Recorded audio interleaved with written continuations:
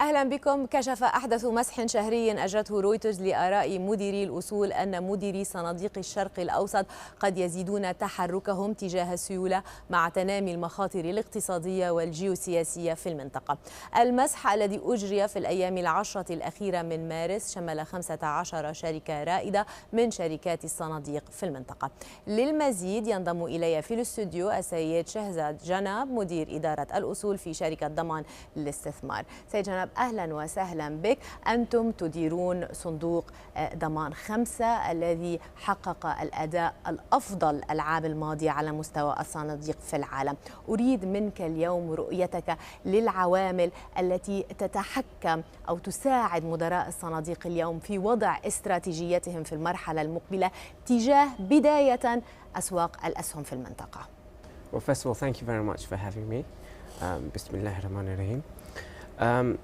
Well, as you correctly pointed out, we were the top performing fund last year, globally as ranked by Preqin. And the performance for our fund, which is the Daman 5th fund, which is a GCC-wide performance, was 232%. And we ranked over the past 3 years the number 2 best performing fund in the world with a compound annual growth rate of about 72%. In terms of our market strategy going forwards and the outlook, firstly, as you pointed out, for the stock market, you know, we remain optimistic in terms of the stock market performance. I think if you take a look at from a valuation perspective, the Dubai financial market, we continue to run a big overweight within the Dubai financial market, and we also run an overweight in Saudi Arabia. Certainly it is amongst the cheapest markets in the world. So whether you look at prospective earnings or you look at the Dubai market from a trailing earnings perspective, we're trading on about 8 times earnings with a prospective dividend yield of about 6%. And I can tell you, in a world which is very flush with liquidity and looking for cheap price stocks, we are amongst the cheapest in the world. Now, certainly we have to be cognizant of factors which are going to play an impact in terms of market psychology. So from a macro perspective, we think the UAE stands very, very strong. Whether you look at in terms of our GDP growth, you look at from a credit cycle perspective, our loans to deposit ratios, our banks are full with liquidity. We're running at about 18–90% loans to deposit ratios, abundant capital. And if you take a look at the loan growth cycle, you know, we're still only at about 8 to 9%. So that all bodes well in terms of the future. إذا أدخلنا عنصر النفط إلى المعادلة، أين تصبح الأسواق الأكثر جاذبية إذا ما نظرنا إلى المنطقة؟ أسواق الدول المصدرة مقابل أسواق الدول المستوردة للنفط. Yes, as you're quite right. Oil is obviously playing a big impact at the moment, certainly in the market psychology. It's interesting I think a lot of the commentary that we see nowadays is people tend to focus a lot about it, but we need to take a look at oil and the correlation between our markets in a historical perspective. If we look at the correlations between whether we take Brent as a benchmark or WTI, the correlation between oil and let's take the GCC market as a whole, or if you take the UAE market, the correlation in the first half of last year between oil and our market was 0.2. Second half, the correlation went to 0.9. So this is in particular after the OPEC meeting in November. So that meant that oil became very important. Interestingly enough, we ran at around about 0.9 in January, but in February, the correlation's reversed. This is when oil prices stabilized, as you may recall.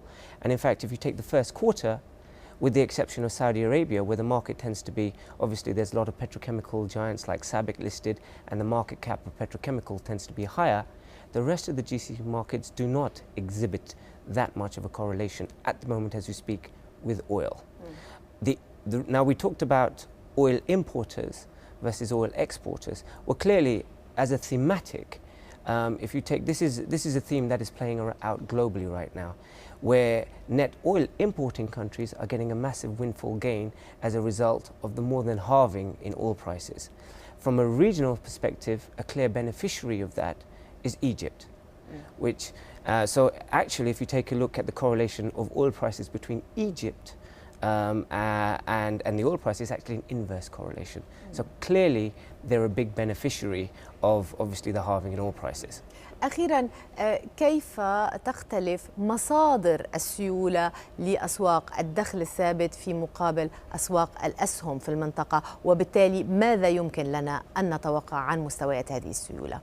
Very good question. Well, first of all, let's start with stock markets. Our stock markets in the region in general are dominated by retail investors.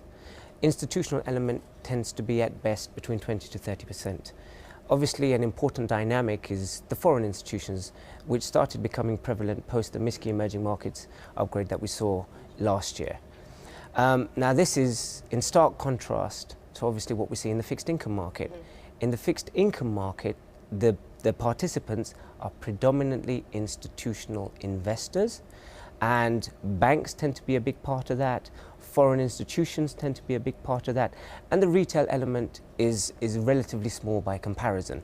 So you tend to get more stability, and if you witness the recent surges, for example, in sukuks and fixed income issuances that we're seeing, and in fact, I was reading a report today that Saudi is about to issue their first sovereign debt in 8 years with a greater than maturity of, for example, 12 months.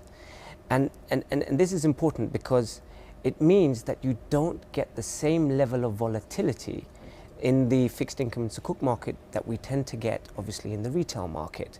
Now, for me as a professional fund manager, you know, there's a very old saying in the markets that volatility is your friend as long as you're on the right side of the vol curve, which means that professional money managers can make money in volatile markets as long as they're on the right trade.